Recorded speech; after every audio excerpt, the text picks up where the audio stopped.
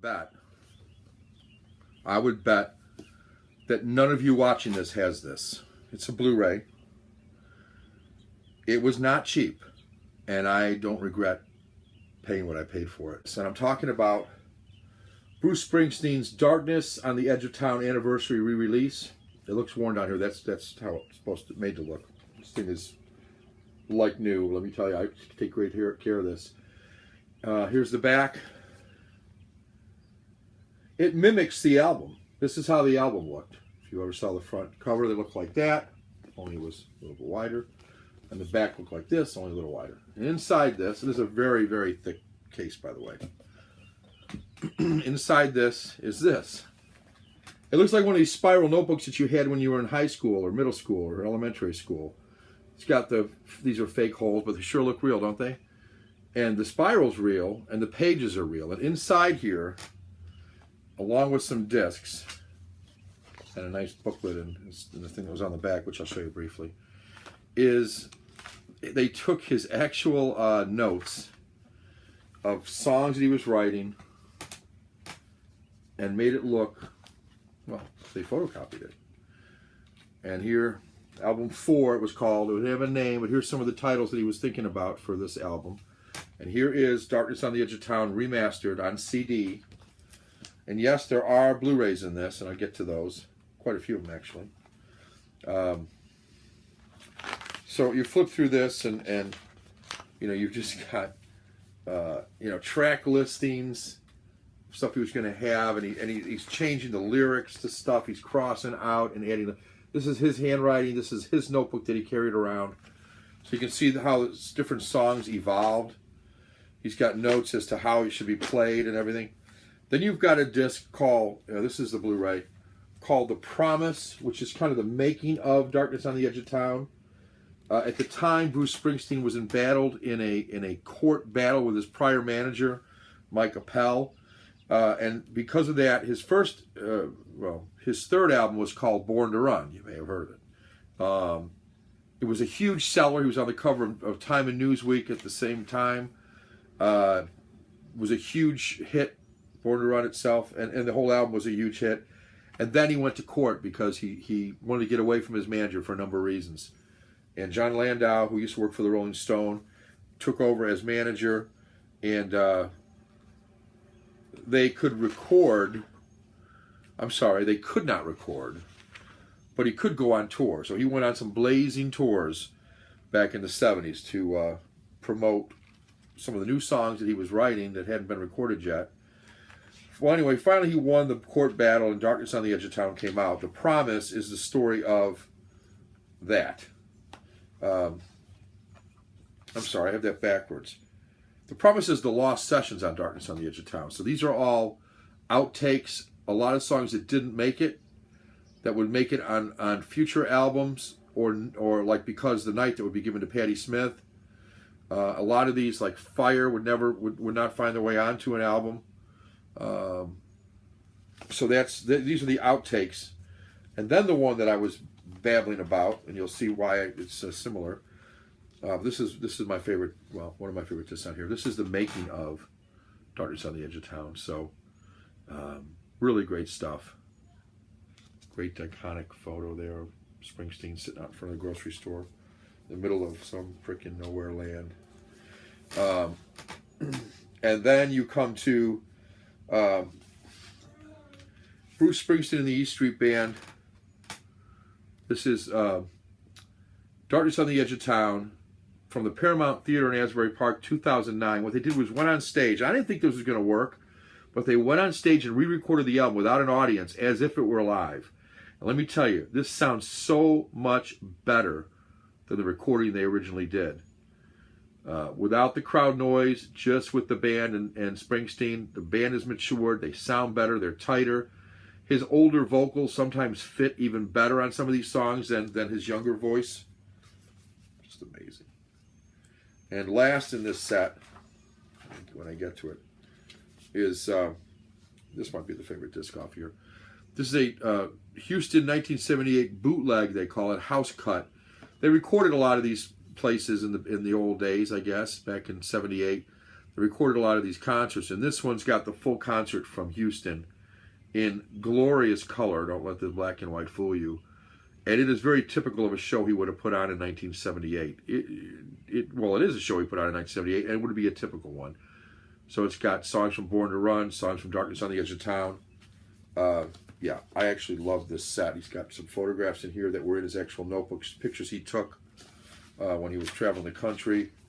And yeah, it all fits together nicely. It looks like actual photographs in some cases.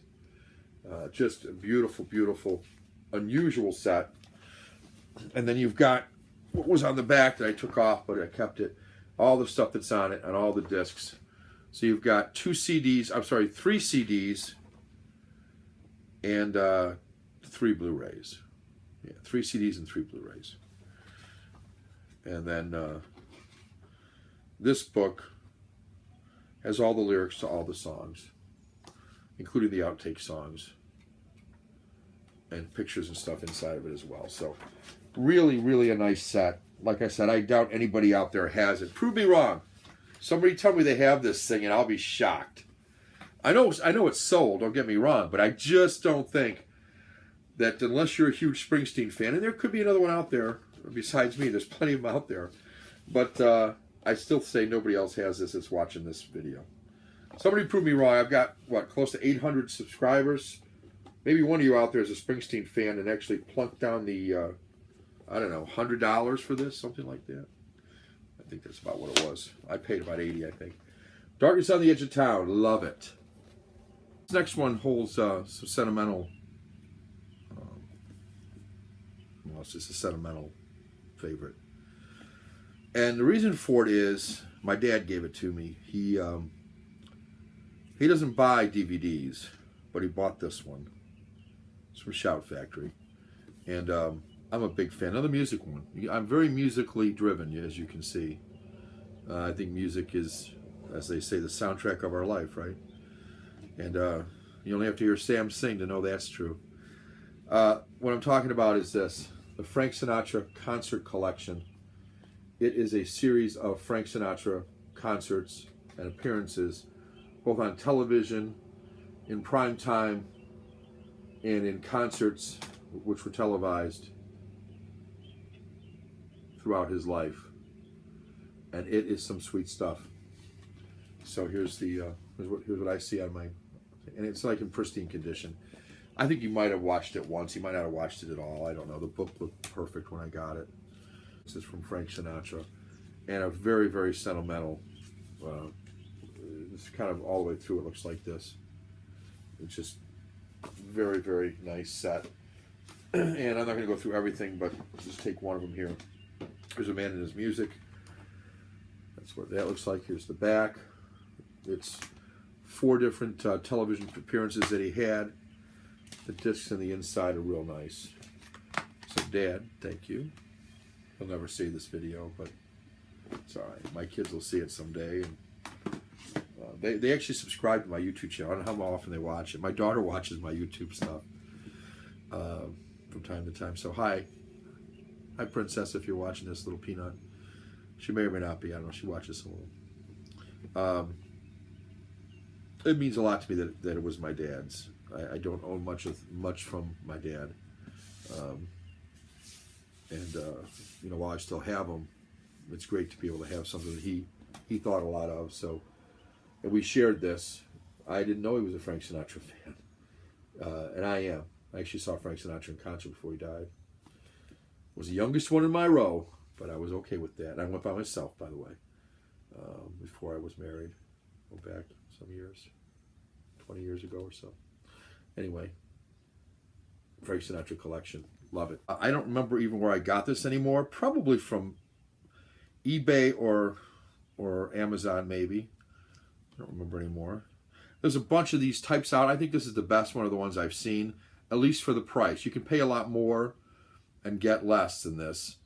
Who didn't watch this? If you're of a certain age, I mean, if you're like certainly 40-ish, 35-ish, and older, you probably watched this. And if not, you certainly know who I'm talking about when I say the set is called Here's Johnny. And those iconic curtains from The Tonight Show. This is the definitive collection of The Tonight Show starring Johnny Carson. This opens up like curtains would open up, I guess. And in here you've got some individual sets that have kind of been assembled to make this Here's Johnny set. So, but each one of these has Johnny in them. He may introduce some things. Like here's the ultimate collection starring Johnny Carson. 3 DVDs with bonus extras. This is the best of the 60s and 70s, 70s and 80s, 80s and 90s. And then Johnny Goes Home, which is when he actually went home to visit his hometown. And then finally on DVD 3 is the 5/21/92 episode, which is the second to last episode featuring Robin Williams and Bette Midler. And then finally the final episode, plus a lot of extras. So there's the back. There's the spine on that. There's the other rest of it. And then you've got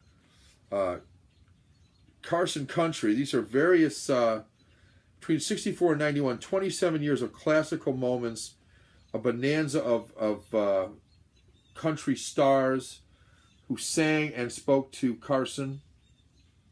So you've got some great music, some rare stuff. Buck Owens, Dwight Yoakam, the Judds, Johnny Cash performing Ring of Fire. Just a ton of them. The Lone Ranger's loyal sidekick Tonto, Jay Silverheels, John Wayne. So this is not just music. This is anything country-ish, including music, but also some other stuff. Roy Rogers. Yeah. Also, you've got stand-up comedians. Of course, Johnny Carson was well known for kind of making comedians. If Johnny laughed at your jokes, you had a better than average chance of making it. This is a 2-disc set.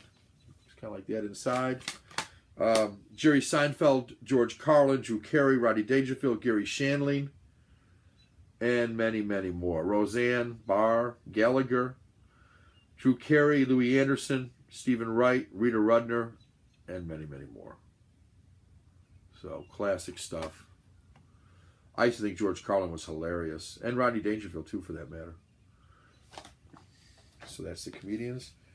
That's one side of the box. The other side of the box contains this timeless moments from the Tonight Show. It's 3 discs, 3 DVDs, or is it more? It's 6 DVDs. I'm sorry. These are timeless moments featuring Burt Reynolds, Charles Grodin, Michael Landon, Don Rickles, Dean Martin, Bob Hope, Buddy Hackett, and many, many more, and including skits that he did. He imitated Reagan. He's got Karnak the Magnificent on here. Got the hunting dude, whose name I can't remember. But great stuff on here. Timeless moments from the Tonight Show. That's Here's Johnny. And that's another one of my... All right, next up, something I just got, and I just did I think this video's still up. I know I took a lot down, but I think this one's still up there. It's fairly recent. And I'm talking about the Hammer Collection. This is the UK version. Unfortunately, this is not available in the United States. Most of these movies, I think, were made in the United States. I could be wrong. 4 distinct kind of digi-packs, I guess you call them, or something. A nice book that has all 21 movies on it. Some cards that are in here. Back of the Prince of Darkness and so on. Great stuff. And some iconic Hammer films. Great stuff. These are all things from pretty much the 60s, the early 70s, I think. There's a whole list of them in here, but there's She, and there's Dracula, Prince of Darkness, and there's The Reptile, and there's The Nanny, and there's just a whole slew of them on here. The Plague of the Zombies, 1 million years BC, Quatermass in the Pit, Frankenstein Created Woman, The Devil Rides Out, and so on and so forth. Really unique set, really like it. I love the squareness of it. Just the box itself is just cool, and really nice. Really like the Hammer Collection. So that's one.